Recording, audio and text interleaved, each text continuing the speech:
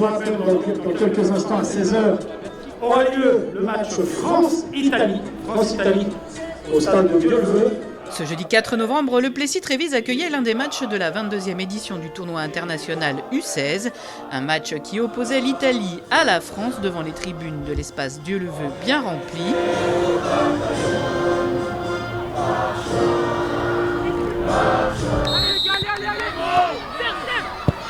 Ça y est, c'est parti, le match peut commencer. La France est offensive d'entrée de jeu.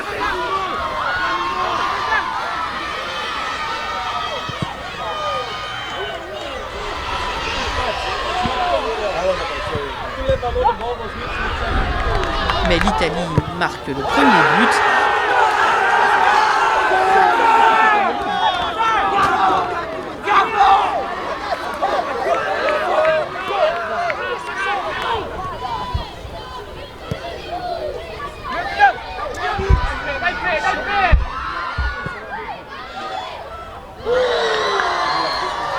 Malgré de nombreuses occasions, la France ne parvient pas à mettre le ballon au fond des filets.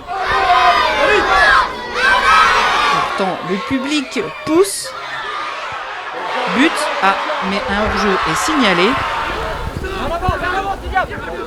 Organisé par le district du Val-de-Marne, ce tournoi est une valeur sûre. C'est le seul tournoi pratiquement qui se déroule sur cette catégorie d'âge. On est très fiers de l'organiser. On l'organise sous l'égide de la Fédération française de football qui nous guide dans cette manifestation.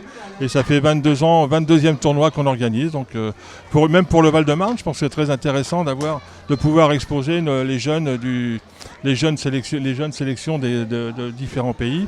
Plus réaliste, l'Italie marque un deuxième but.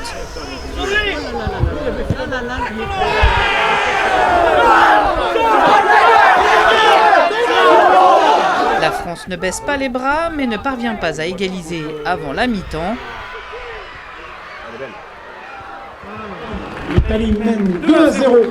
But du numéro 10, Marco Romano, et du numéro 18, Jacopo Simonetta. 2-0 pour l'Italie à mi-temps. Les U16 et les U18 de l'école plécéenne de football investissent le terrain pour une démonstration. Yanis, Adnan et Alaïdil sont ravis de participer. Je suis content d'accueillir l'équipe de France.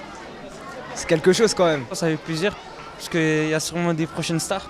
Ça donne envie. Ça donne envie quand même. C'est déjà que moi j'aimerais pouvoir jouer avec eux. Allez la France, hein. Allez les Bleus.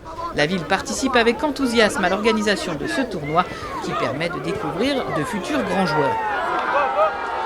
C'est un tournoi qui est de renommée. Il faut savoir que dans chaque équipe des U16, il y en a 3 ou 4 qui feront une carrière pro. Voilà, on a eu par le passé, on a eu des joueurs comme Thuram, un des fils de Lilian Thuram qui est venu. Dans les premières années de ce tournoi, il y a eu aussi Ben Arfa, Benoît Costil qui joue aujourd'hui à Bordeaux. Donc il y a des joueurs professionnels après, des joueurs qui deviennent professionnels. Coup de massue pour la France assez rapidement dans la deuxième mi-temps.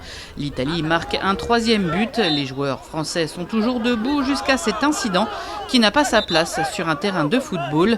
Le numéro 2 italien tient des propos racistes en direction du numéro 11 français. Carton rouge mérité, il est expulsé du terrain.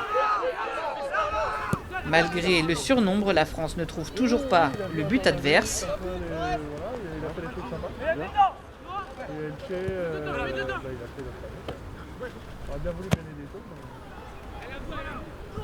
Et le match se termine sur le score de 3-0, une défaite sévère qu'il faut prendre comme un apprentissage. Je pense qu'on fait une première mi-temps, même si on la perd 2-0, d'un très bon contenu. On a vraiment fait ce qu'on voulait faire face à cette équipe italienne qui, elle, a été, à mon goût, très réaliste. Et c'est le fort de ces équipes italiennes. Donc on est mené 2-0 à la mi-temps, mais on était optimiste parce que le contenu nous satisfaisait, on était intéressant, on a eu beaucoup plus de frappes et d'occasions qu'eux. Mais le troisième but en début de deuxième nous a mis un coup sur la tête. Voilà. Donc la deuxième est moins intéressante. Maintenant, on est dans l'apprentissage, c'est des matchs de haut niveau et nos joueurs découvrent le haut niveau. Le tournoi se terminait ce samedi. La France a perdu 2-3 contre l'Angleterre qui remporte le tournoi. L'Italie est deuxième, la France troisième et la Belgique quatrième. Espérons que l'année prochaine, le Plessis Trévise accueillera les finales et que la France retrouvera le chemin de la victoire.